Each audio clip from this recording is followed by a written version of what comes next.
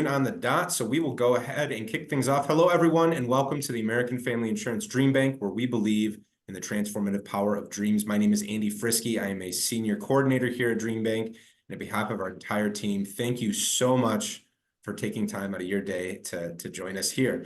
As we get started, we always like to learn where people are tuning in from and encourage you to share so in the chat box if you're comfortable. I am located downtown Madison today. And Paul is joining us from Columbus, Ohio, from on campus. But for those of you who have attended our virtual or in-person events in the past, welcome back.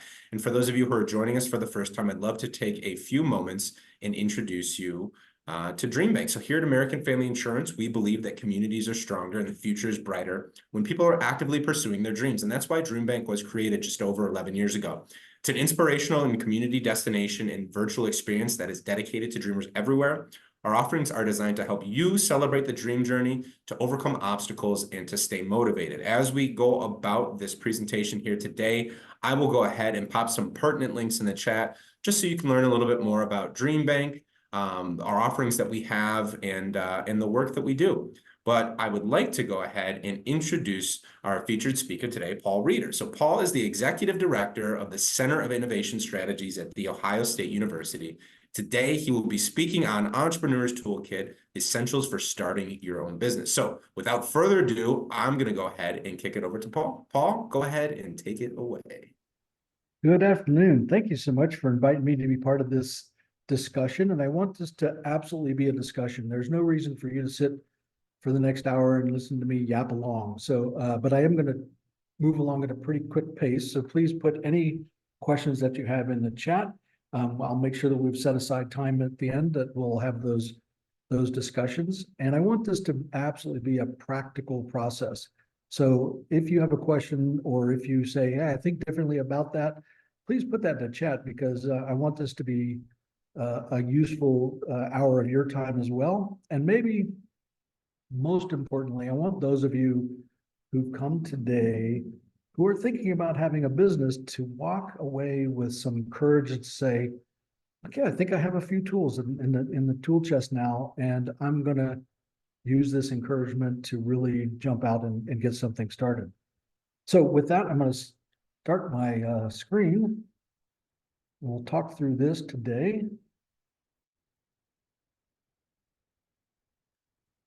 So Andy was kind enough to both ask me to be part of this and also to introduce me. So I wanted to make sure I'm thanking American Family Insurance and specifically the DreamBank program, which I think is just wonderful.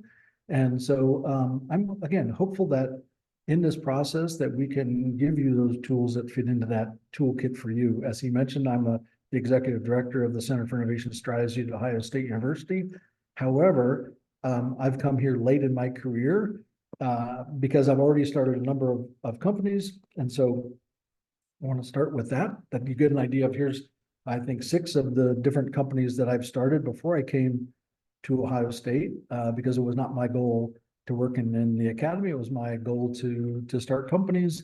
And I did that until I was ready to start expressing all of the startup bruises that I've experienced over this 40 years in a career and begin to allow students to participate in that. So I wanted to very briefly just give you a little bit of background on my entrepreneurial journey, because I hope that some of you are either in the midst of this or that you are going to be considering what are those steps. And I'd like to start with my personal epiphany. This was one day when a friend of mine came into our studio. I'm an industrial designer by background, and we had designed a sporting goods product, and this long-term friend of mine comes into our studio and he says these faithful words.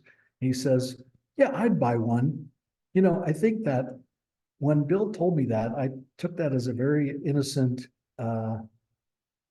validation that I was onto something new, and I probably should have punched him in the mouth because I spent so much money of my own money because he said he would buy one. And so in this conversation today, we're going to talk about that customer and listening to your customers. In this case, I should have listened to more than one, and ultimately I did. It worked out fine, and we're still friends today. But that was to me the punch off point when he said that he'd buy one, because it never occurred to me that I could actually start a company selling products.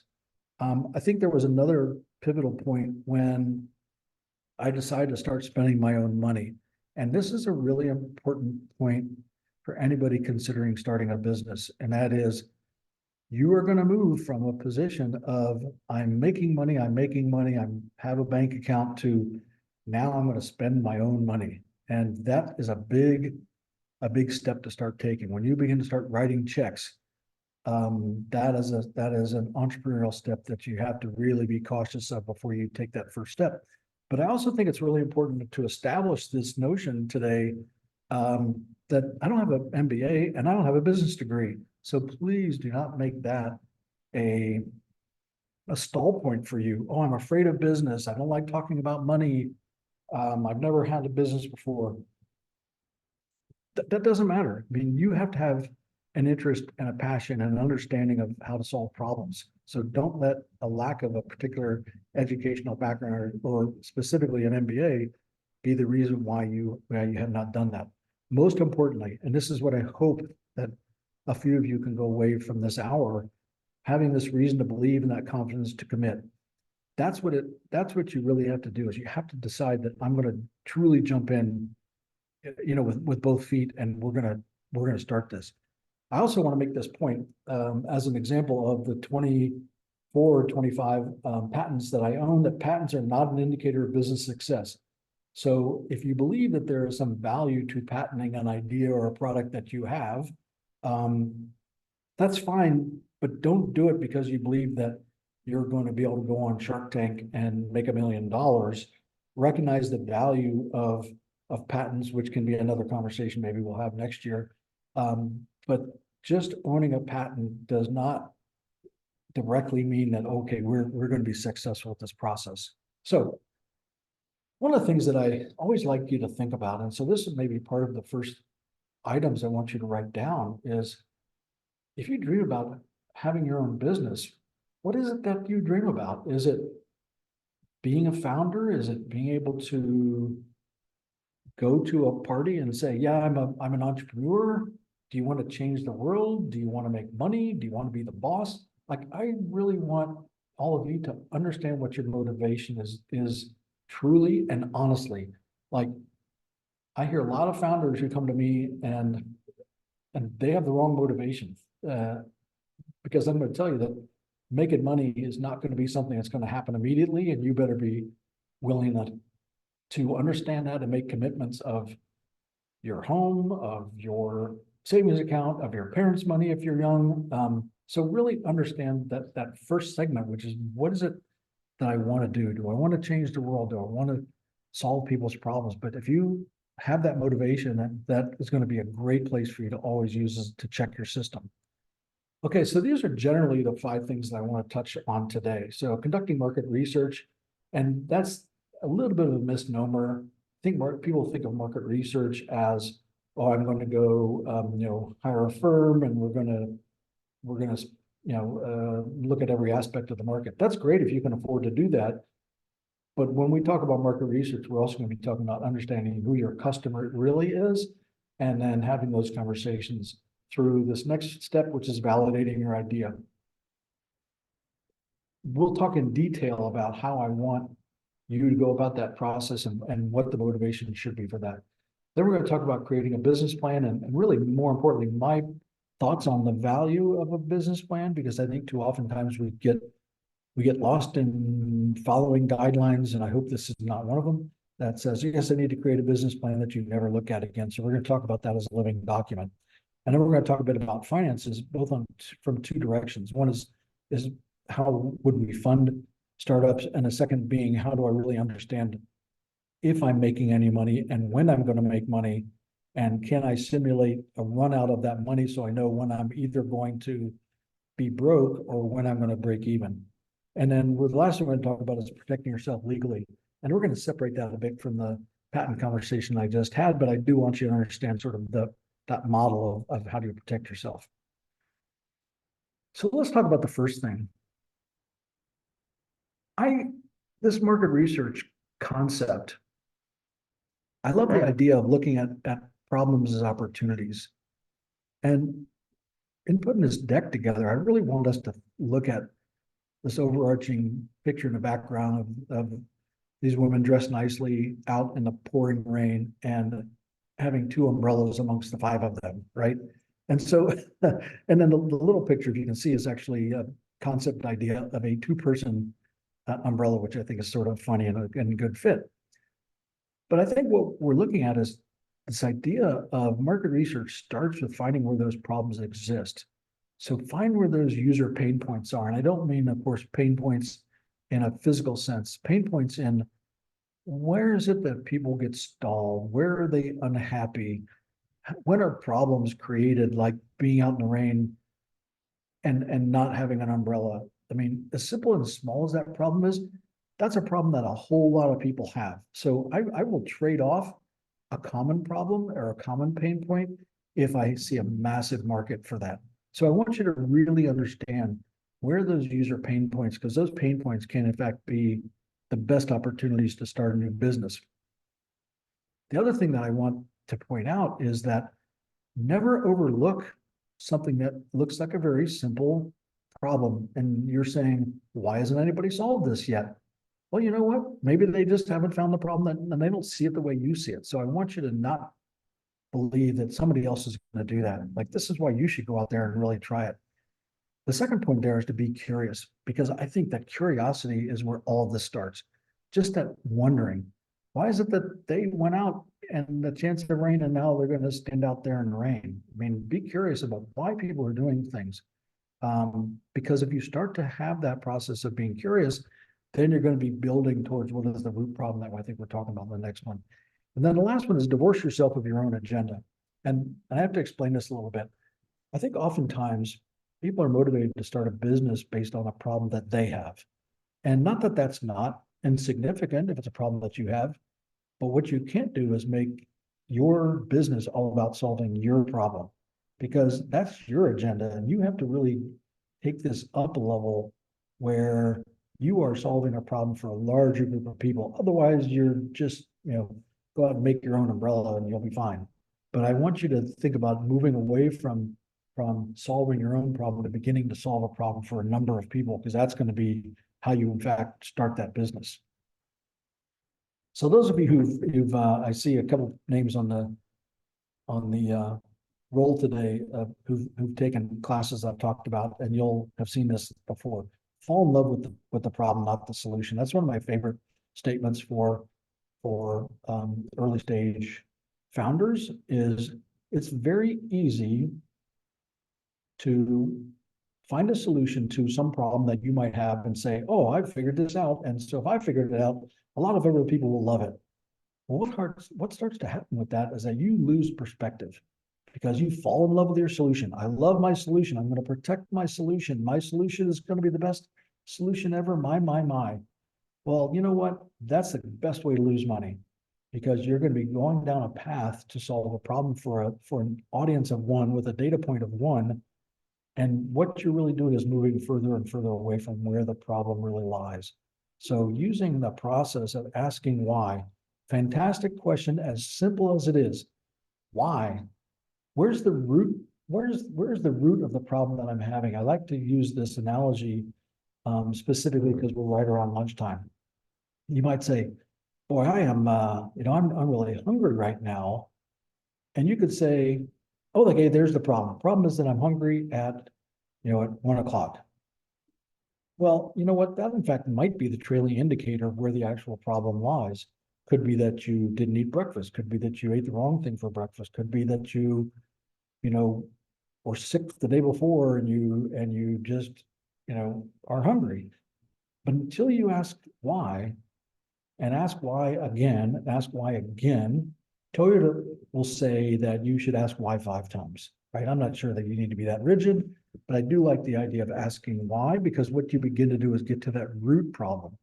And if you can find the root problem, then that's the best place that you can build a variety of solutions from. So even if you have a startup idea and you say, oh, I've got a great solution. I think this is going to be, a $1 billion idea. Even for your own sake, step that back.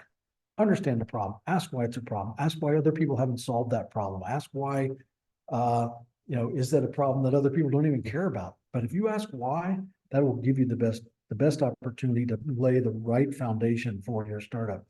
I love this Mad Lib also. If you write, and I'm a big fan of Post-its because I think Post-its are a great way of capturing your notions and putting them up on a big wall at home that allows you to constantly go back and look at this, at the root problem or the curiosities that you had. But if you can say, we will solve, so we may be you and your partner or your company or whatever, we will solve problem X for customer Y resulting in Z. Now, recognize in that first statement, I didn't say a thing about solution. But if you can clearly articulate, here's the problem that I'm trying to solve, here's the customer that I'm trying to solve it for. And if you say, oh, my customer is everybody, then you're not going to get a dime of funding. Like you have to say, this customer is this exact particular person.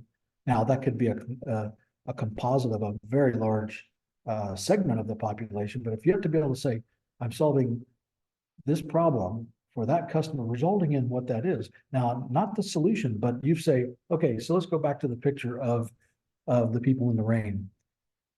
Your socks get wet in the rain when you don't have an umbrella. Okay, so if I say the problem is wet socks for the customer who walks outside and doesn't have an umbrella, the result is, how do I keep their socks dry? Not here's a solution by a two-headed umbrella.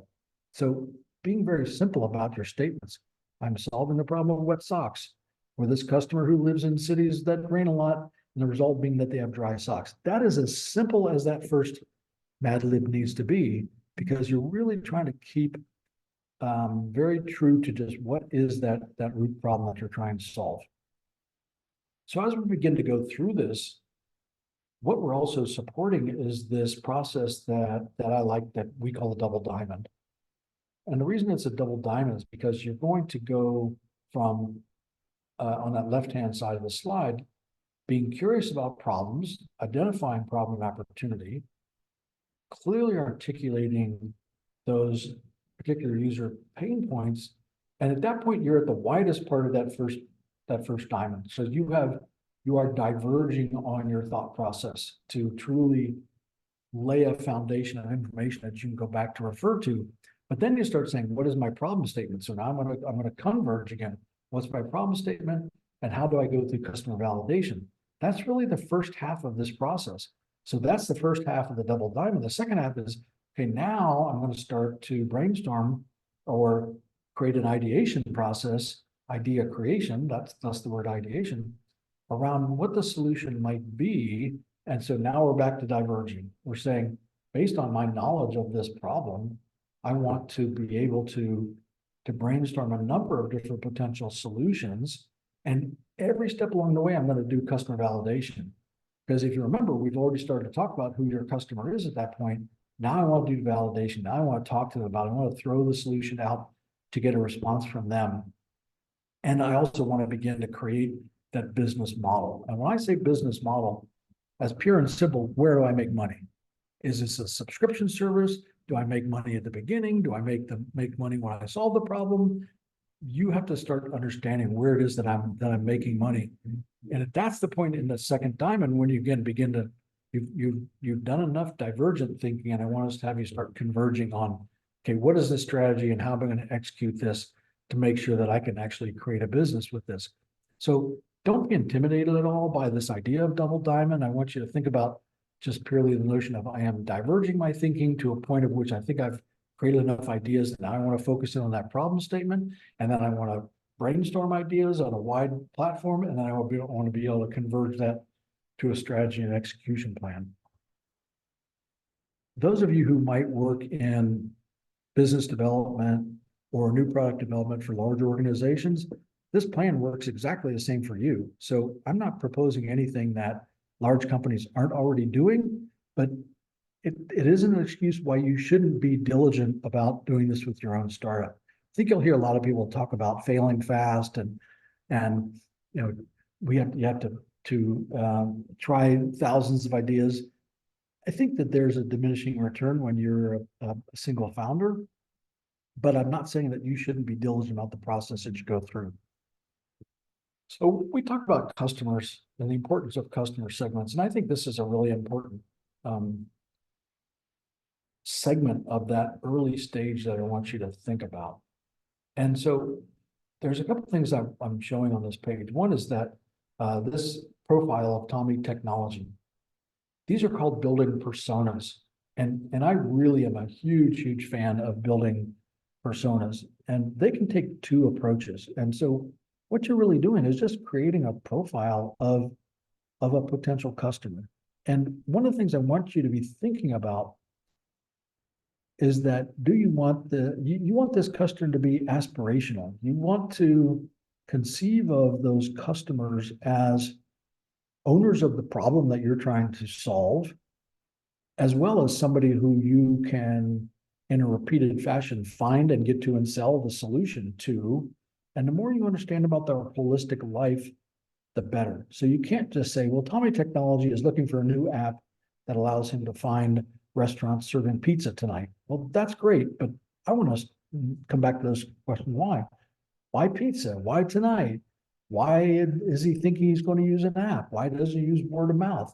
So if you build this persona by look at his background, look at his demographic, what are his goals, what are his hobbies, where does he live, what other things does he buy, where does he get motivation, who does he listen to, is he driven by Reddit or Facebook? The more you can understand and validate about who your customer might be, then you can build that customer segment base.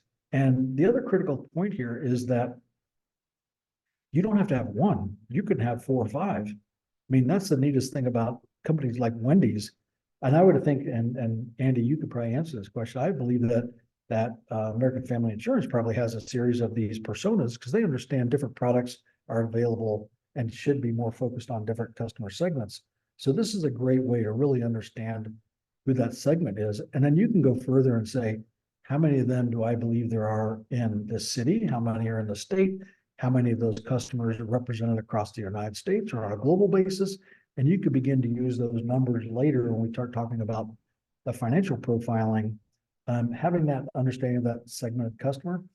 The other thing I like about that, understanding who that customer is that you can begin to test your assumptions of solutions by saying, do I think that Tommy Technology, would this solve the problem for him? Yeah, it would, because he has, he's already expressed that he has this and this and this problem. Now, I want you to recognize also that you have to start with this as a made up person. So if you are already a good writer, this is a great step to be able to take. I want to create a character in the book. By creating that character, you can come back and validate them to see whether your assumptions are correct, but you have to start somewhere to try to understand that.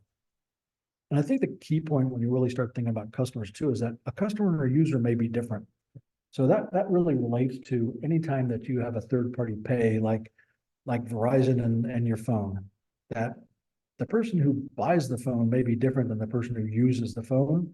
And you as a founder needs to understand that difference and profile them differently, because sometimes you can be influencing. I think about this related to somebody like Taylor Swift. So if Taylor Swift recognizes one of her customer segments is a 13-year-old girl, chances are that 13-year-old girl is the end user, but may not be the customer. That may not, the mom and dad may be the ones that are buying that. So just acknowledging that as different.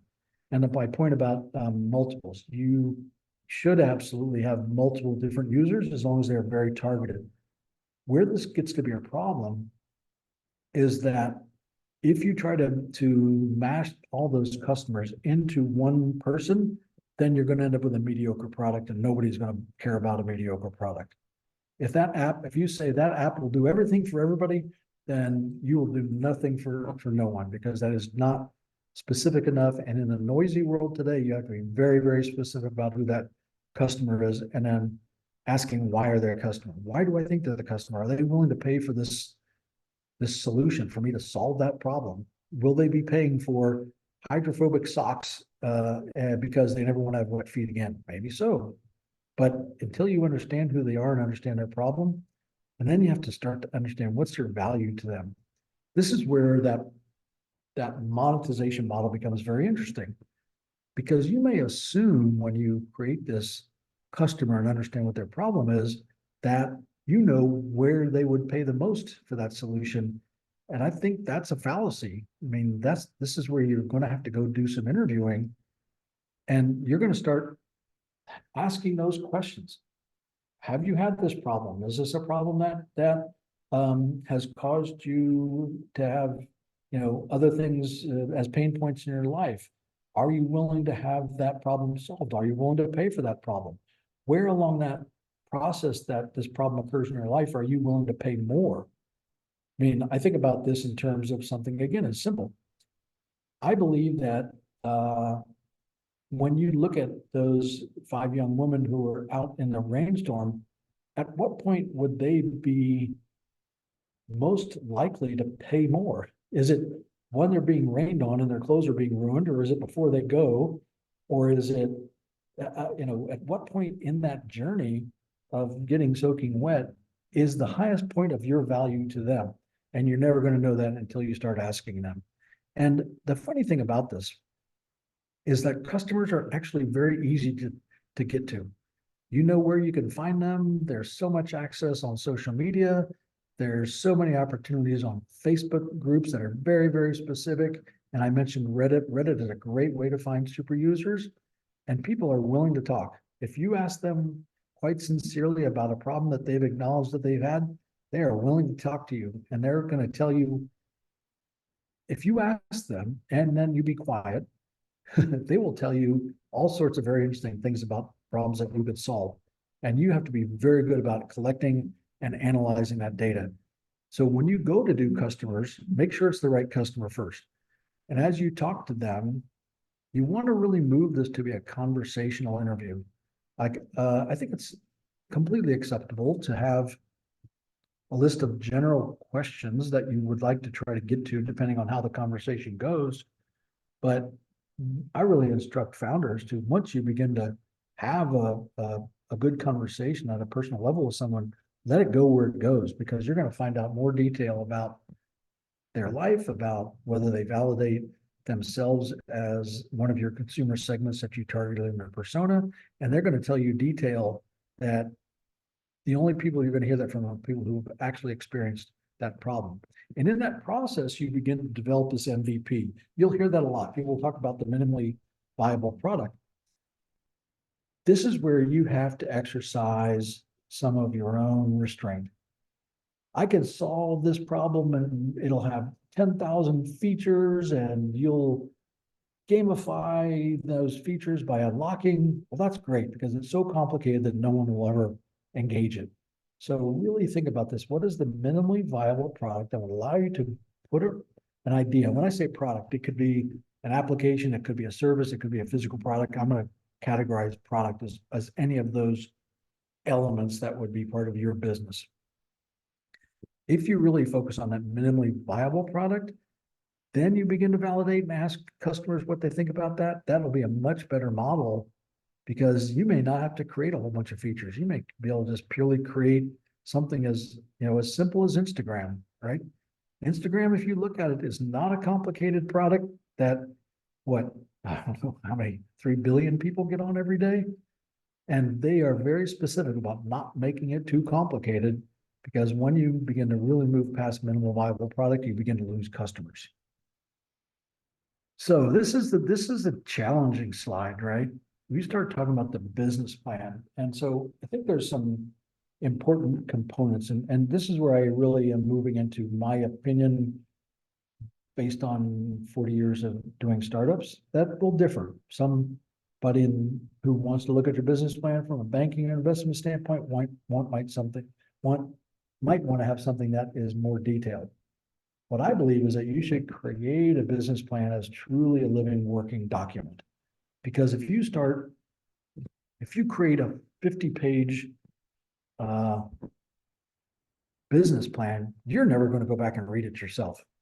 You're never going to update it. It's not going to be adaptable. It's going to be a piece of shelfware that you never look at again, and that would be a shame. So I want you to think about this in terms of these elements. So one is this online company called LivePlan. I'm a huge fan of it. And if you get this deck later, or just write down liveplan.com. I like this because for first-time founders, it's a great place that they just ask you questions about your business, about your idea. And you, with one click of the button, you can get a business plan written in a more formal process that you can take to your bank. So I really like that idea. But I can tell you that my experience with business plans started with this book, The E-Myth, and literally started in, I don't know, 1985, 1986, when the first edition of this came out. Because the reason I like the E-Myth is it is really trying to debunk the idea that being an entrepreneur is something that's really hard to do. And I'm not going to propose that it's easy to do, but I'm proposing it's very, very possible. And E-Myth just does a great job. Michael Gerber, the way he writes is very digestible. He will talk about a business model and then do a case study so you can see how it applies. And it uses lifestyle products like bakeries and insurance brokers, things that are very accessible. So I think that the notion of looking at something like Live Plan, if you want to create a business plan, and certainly reading E-Myth, and then I have a resource page at the very end that has some other books that we'll talk about. But I want that business plan, and I do believe it's important to have a business plan, but it can be short and to the point, because I really only want to know, why is this a problem we're solving? You need to have that baseline root problem in that business plan, because that's going to give you a chance to always go back and say, wait, that's my reset. Why is this a problem? And then I want to clearly define what was the solution I started with, because your solution is going to evolve, as it should, as the company gets ready to launch, as the company launches and you get more validation, your solution will change. So it's good to use that business plan as a record to show where your product evolution went. Clearly, then we got done talking about who's your customer and how can you define them. And then equally, how am I going to get to them, and how are they going to pay? That leads into this concept of what is the landscape? Because I do think that it's important to know who the competition is, not because I want you to be discouraged. I think that I have so many young founders who say, oh, I've got this great idea. I think I found a unique problem, but I started to Google it and I found a company that does almost exactly the same thing. Don't take that as discouragement. Take that as, okay, that means that there's someone else who's identified this problem. There's a big point of validation, and they created a business. They spent their own money or they spent someone else's money, whatever, and they've created this business. But what they've done is they've created, a reference point. You can say, right, there's this company that started this similar idea. Here's what they've done. Oh, that's interesting, but they missed a point that I found, so I can make my concept better based on that. So understanding what that landscape is and then differentiating, how can I be different? How can I create higher level of value? Recognize that's an important point. Higher level of value. I think that this is my personal opinion, again, always going to disclaim that. I think using pricing as a differentiator is a horrible idea. Because you're saying, great, I'm going to try to start a new company based on being competitive to a company that exists. And I think that I can be more successful if I take less profit. Like, that's just a fundamentally bad idea. So I would always prefer to differentiate on providing higher value, of being able to understand better how to solve that problem, not discounting. So that's, again, just my opinion. I also think that your business plan needs to create an operational model.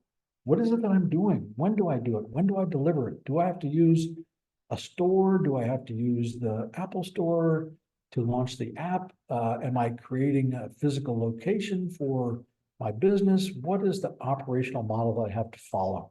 Because I remember looking at a really great business plan that a former student did for a restaurant. And in his operational plan, he had already calculated how many napkins he would need to buy. And I thought that was awesome, because that is the level of detail that I fully appreciated. And if I was an investor in that company, I would have appreciated the fact that he had been thinking about his operational model down to that level. You also are going to be thinking about the monetization model. Where is it that I'm making money, and how much money am I making? And is that going to be enough to sustain my business? Is this going to be delivered at a point where I can afford that?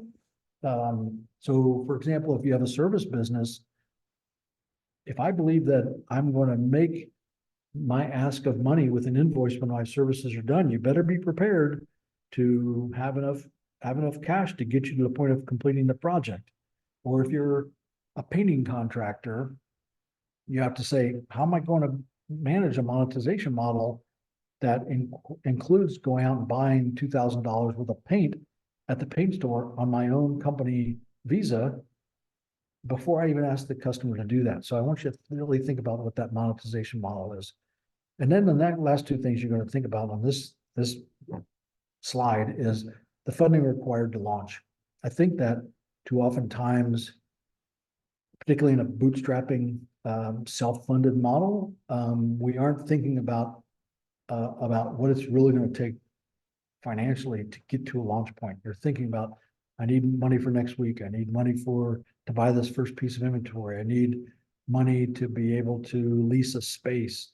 But I want you to really be thinking about taking it all the way to the point where you are, in fact, going to launch. And the last thing is that you have to understand when you're going to break even. When is it that my investment up to launch is going to be surpassed by, my ability to generate revenue? So that gets us to the next Paul, one. we had a Yeah. question come in regarding the last slide and specifically Yeah. the monetization model. So this Yep. one comes from Kat. Do you have any advice for people who are having difficulty getting their freelance writing rates up to what they should be given their experience level? Clients Oh, seem that's to awesome. want That's an awesome question.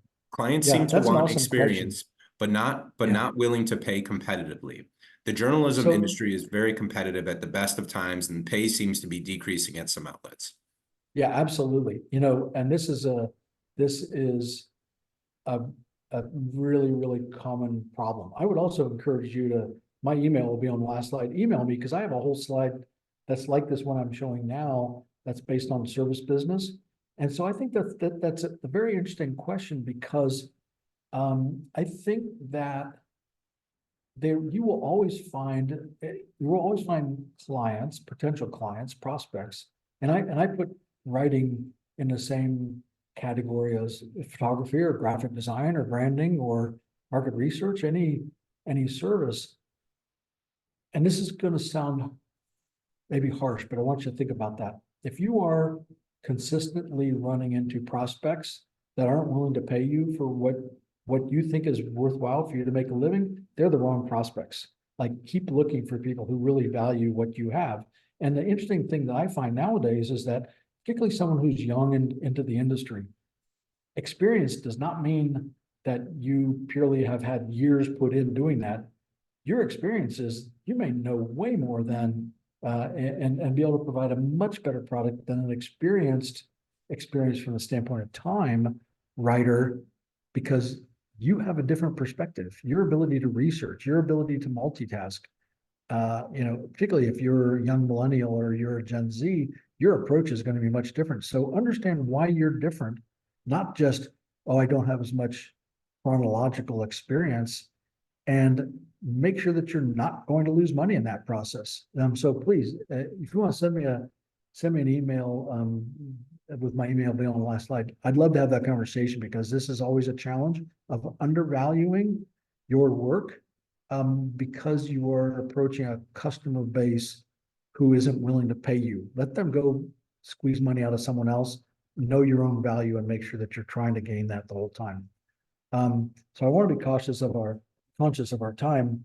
So in this last few slides, I do want to talk about finances. And so, as I just mentioned in that conversation, I like to create very simplified models. This was, of course, done in Excel, but it gives you an idea of sort of a monetization model of a software company understanding customer acquisition costs. So if you're creating a product or a service, you might be talking about cost of goods sold or cost of your time. But this specific example is looking at the customer acquisition cost of apps. And I think that this is, if any of you have tried to develop an app, this is one of the very first questions that anybody who you ask about funding is going to ask you: what is your customer acquisition cost? And surprisingly, it's pretty easy to calculate. Literally everything that you spend, whether that's advertising, it's clicks on Google, it is the development of a prospecting list, that all goes into a cost number. that is put in a bucket of expenses that are going to be to try to drive or that are necessary to try to drive someone to download that app. So if you say in this simplified idea that I'm going to create an app and I'm looking at a potential web initial visitor base of 10,000 customers. I believe that if I can expose this idea to 10,000 customers and I can convert 10% of them, I have 1,000 new customers. And that cost for me, or the cost per click from Google is 50 cents. So I can say, great, I know that for me to be able to attain 1,000 customers, it's going to be $5,000 or a $5 customer acquisition cost. So I've simplified this, but it doesn't have to be overly complex. You just have to understand, what have I spent to get that one customer? I spent $5 to get that one customer. Now is when things get more fun. If that customer is spending 99 cents for my app, then I have to look at what their lifetime value might be. If they're spending $1 and it costs $5 for me to get them, I need to keep them for some number of months. And this is where the challenge comes in. And I don't want to make this a finance class, but I want you to think about this, because you might say, wait a second. So if it's only $5 and it's $5 a customer acquisition cost, and they give me a buck every month, why is the lifetime value not just 5 months? Well, it's because there's no profit there. All you're doing is covering your costs. You don't want to just cover your cost. You want to actually make a profit to create a sustainable business. And so the notion is, I actually want to try to have a 3 times cost as what my lifetime value is. So really that's $15 is what I'm shooting for.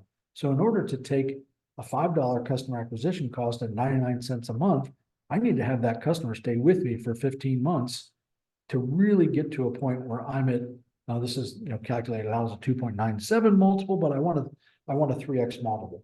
1x is your cost, 2x is going to be your profit, and the third x, if you can get that, the third margin multiplier of that margin gives you the ability to grow, to reinvest.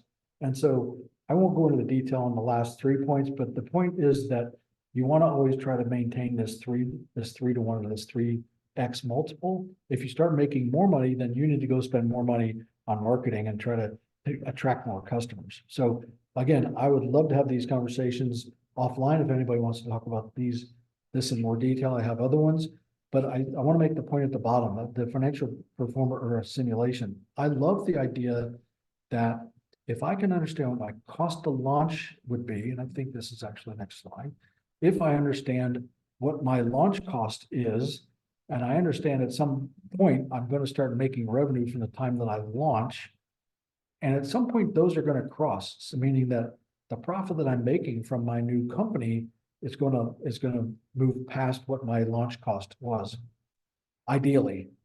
But I want to know when that's going to happen. Is that going to happen at 6 months? Is it going to happen at 18 months? Because if I'm calculating this out based on my cost and my revenue model, and it's going to take me 5 years to break even, you should really stop and think, this is not the model. 5 years is too long. No one's going to invest in that. You're going to run out of money before that, and your product is going to be antiquated and no longer a valuable asset to that base. And so I want you to think about this in terms of this general model of funding. I think it becomes a very dangerous model when so many founders, and they've watched Shark Tank, and I think Shark Tank's an awesome example of the American dream model. But I think a lot of startups, particularly tech startups, don't look at creating a product that solves the customer pain point. They look at creating a product that's going to be able to get them in front of an angel investor or a venture capital. Because, they want to drive to that seed round. Give me that seed round. Give me that A round. You know what? If you've got a crappy idea, that crappy idea is not going to get you there. And so I really like the notion of, let's try to, early on in that launch, self-fund it. Can you fund it through mechanisms that you have? And this is why I mentioned your mortgage, your parents' money, your savings. that is a lot less expensive than you giving up equity or ownership in your company in exchange for dollars. So that's called bootstrapping. I love the idea of seeing a founder who's willing to self-fund and bootstrap for a certain period of time. But if you sort of look at that blue line as it wiggles its way up to a profitable range over time and with revenue, you are going to get to a point likely that just as you are moving towards break even, you're going to need more money.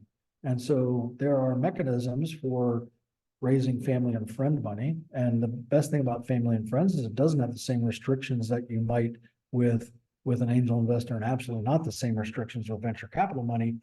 And let's not forget about something called a traditional bank. That's something that so many people overlook. But you know what? There's a lot of banks that are focusing on small businesses now and are willing to give you small inventory loans or backing you on a lease. And the nice thing about banks, nice or not so nice, depending on if you work for a bank, is that they really want to just get repaid. They don't want equity in your company and they're never going to ask for it. So that becomes really less expensive money than when you start talking to an angel investor or for sure a VC firm.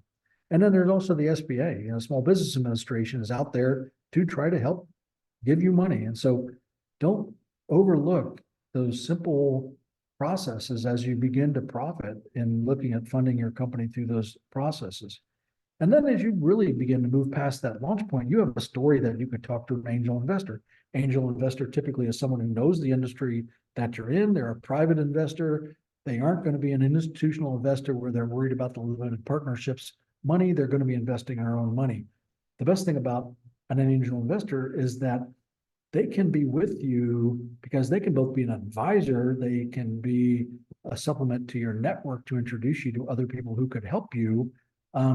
And they aren't going to be quite as aggressive. And I'm generalizing, but they aren't going to be quite as aggressive about you selling the company and paying them back. They're going to be much more interested in the process, the altruistic process of you gaining your business and growing it. I do think it's important if you've got a business that's truly going to scale, that when you're at the bottom of that steep incline, at the bottom of that hockey stick in your revenue growth, you are likely going to need venture capital. And that's going to be a whole different game. That's a whole conversation for another day. Because a VC firm, some will have that ability to come in and provide you a seed round, and some will then join with other VC firms to create A, B, C, D, other rounds of funding as you scale. But I think it's important to understand that there's multiple steps along the way. And to me, trigger points like hitting your launch break even, being able to really understand when you're starting to scale, and then what you can afford to give up from an equity standpoint with a VC firm. So the last slide, and I'm going to go quickly through this because this is a whole other conversation, is just making sure that you are understanding the legal ramifications of the product or market you're getting into. Understand the differences. Go talk to a small business lawyer about whether you should stay a sole proprietorship or an LLC or an S corp or B or C or any of those structures of your business. Try to make sure that you go to a place like LegalZoom. So there's some links at the bottom of this page. LegalZoom can give you great confidentiality disclosure agreements or a non-disclosure agreement that you can have with suppliers or vendors or anybody that you want to have confidential information, confidential information exchange with, that you don't want to expose your product, particularly if you have an interest in intellectual property like a patent or a copyright or a trade secret. So you just want to be aware that you're talking to people under a protective position. And I'm not going to touch on insurance because I think Andy can manage that, but you are going to need insurance. Like, do not overlook the risk of losing your entire company because you have not considered what your liability risk would be. And I love my little disclaimer at the bottom. I'm not a licensed attorney. Do not listen to me. So that's why these 3 links are here for you to go out and find out a little bit more information about the legal side. So my last slide to wrap up before we get into the last 10 minutes of questions are here. These are 4 books that I selected that are all super easy reads. And I guarantee you that you will come out of any of these reads with valuable points to help drive your startup. So Lean Startup by Eric Ries, The Write It, which is my current favorite, which is a fascinating very quick read on how to test your ideas earlier. Think Again by Adam Grant. I like Think Again because it says you really, really need to consider what it is that you're trying to solve by not thinking in a traditional manner. This is where you, as a new founder, can really make a difference. You are not thinking in a standard mindset. You are creating something new, and Think Again talks about that. And then Starts with Why is a great book by Simon Sinek. That's also a really easy, digestible 18-minute TED Talk that just has you understand who your customer is and why you should be interested in them. Again, my last point is here's my email, reader.6@osu.edu. So if you want, I love having these conversations. Again, my whole point with coming out today or teaching at a university was that I didn't want my 40 years as in entrepreneurship and starting 6 or so companies to just be lost. So I love answering questions. So with that, I'm going to stop my share and then let's open up for questions. All right, thanks so much for that, Paul. And I think as we kind of wrapped up here, Tanya had a good point.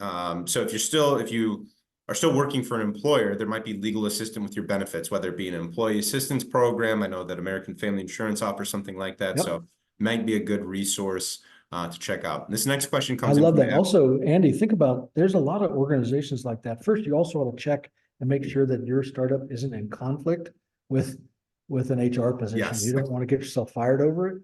But I think that there's a lot of advantage to talking about what your startup is, because not just employee assistance, but a lot of large corporations have venture funds, and they would love to fund somebody within their organization if that's a possibility. Great point. Great point. Next question comes from Abigail. What is your advice on differentiation for someone working with a pretty established product? Fiction books is the example they use in a crowded market. I write genre fiction with a potentially broad range of age range, excuse me. First was young adult, upper middle grade fantasy. New series will be more steampunk. So it's hard for me to know how to position myself since I'm not just in one little niche. So again, the question is, what is your advice on differentiation for someone working with a pretty established product? So I think that my best approach would be understand what is established about it. And in fact, those categories of readers may be antiquated. There may be a whole new category of readers that you find. And I think that's where understanding who your customer is going to allow you to create a very niched product. And even though I appreciate your ability to write across the spectrum of potential customers, the notion of being very, very specific to a customer may give you, and I know this seems strange, but coming from a creative standpoint, I think that tight constraints actually can make you be very creative within that constraint. So maybe that you acknowledge what is the standard traditional approach, and then decidedly try to be very nichey and see what the success is.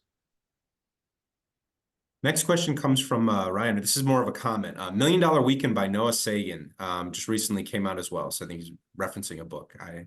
Yeah, I think also that's in referencing to Startup Weekend, because a lot of you will have an opportunity to, if you are engaged in your startup community, that Startup Weekend is a really established and fantastic program that allows you to come in on Friday night and pitch ideas, and by Sunday, or come in on Friday night and throw out a problem solution statement, and then spend the weekend building it out. And I love those programs, because anytime that you can accelerate your process and be around other founders who have that energy is a huge advantage. I love this next question from Benjamin. How might you go about figuring out what type of business to consider? Launching a startup for new product solution, franchise, buying an existing small business, etc. Yeah, that's an awesome question. I'm really happy that you also mentioned the concept of a franchise. Let's not overlook the fact that, that Subways and Wendy's and Starbucks are franchises. And if you have the cash, I mean, there's the challenge, right? Is that I think what's the franchise fee on a Starbucks is $1 million, right? So that's a different cash model that to think about, but you are buying into a proven model. I think my advice would be cautious. Like, go back to that very first slide and be cautious of understanding what your motivation is. If your motivation is purely to make money, then go for the fastest return on the least investment, right? But if your challenges or if your interest in being a founder is that you want to create a business, then I think then you have to really think about, okay, where do I want to be challenged in creating something that's unique that may take longer to get there, but that I get to own the space. I'm not sure I answered that, but I think that really stepping back to understand what your motivation is a great way to decide which path you might want to follow. Yeah, and I totally can identify with this question too, Benjamin. And this is something that I've asked myself repeatedly. And I think, Paul, your insight there is spot on. I think some more self-reflection, how do you want it to align with your own personal life, your own values, what you want to Yep. accomplish, your other goals that you have makes the most sense. Absolutely. So Andy, I want to touch on the point that we made before we got on the call, Sure. which was nonprofits. Yeah. Like I am fully supportive of startups that we're seeing growing now in creating a social model. But I think you'd have to really understand what social model you think you are creating. Is your business established to absolutely service the social good in your community? We're going to start a outreach program to have single mothers be able to have an income from something directly that they work with. That's different than an ice cream shop who gives money philanthropically. That's not really a social program. And I also want you to understand that even if you create a nonprofit model, you have to profit because, and you just have to understand what profit means. If you are saying, well, I don't want to manage the money. I'm here for social good. If you don't make money to buy services, to pay for a website, you're going to create no impact. So you have no social good. You just have a dream, and that's never going to go anywhere. So if you say, I have a social model, but I have to figure out how that gets paid for. Maybe it's city or state money. Maybe it's a grant. Maybe it's the philanthropic arm of American Family Insurance saying, yes, that fits to our customer. But do not hide behind a nonprofit by believing that you don't have to make a profit, because you will not sustain that business if you don't. Thank you for that. This is last question we have time for. I know there's some other great questions that came through. What are the risks of creating a startup that crosses multiple industries? Example, financial technology and video games. How can such a business establish a unique position without getting too complex and risk alienating customers? So I live by also this notion of, and there was a book by a guy named a VC named Paul Alston that's called Nail It and Scale It. I fully appreciate that you might create a platform that is valuable across different vertical industries. But if you try to approach them all at one time, you will surely die. So I would say focus on one and nail it first. Make sure that your product is fitting. Make sure that your product solves that problem, and then branch out once you've got that particular industry established. I know that it's hard because you're excited about your solution. You say it can be used in all these industries, but you're gonna blow through any marketing dollars you had because you're trying to shotgun it. So I think being very specific to that industry and work in one industry that you know well, that you can get to those businesses if you're selling business to business, and that you can really nail your service with one and then expand. Don't try to boil the ocean.